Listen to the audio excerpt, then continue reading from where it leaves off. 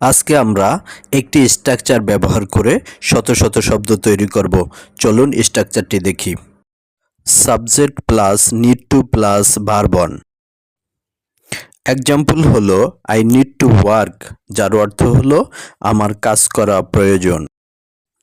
এখানে আই হলো সাবজেক্ট, যার অর্থ আমার, নিড টু অর্থ প্রয়োজন, ওয়ার্ক অর্থ কাজ করা। পরের উদাহরণ, we need to go home, যার অর্থ হলো আমাদের বাড়ি যাওয়া প্রয়োজন।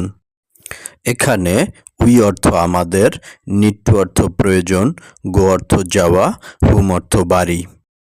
পরের উদাহরণ, I need to drink water, যার অর্থ হলো আমার পানি পান করা প্রয়োজন। এখানে আই অর্থ আমার, নিড টু অর্থ প্রয়োজন, ড্রিঙ্ক অর্থ পানি পান করা।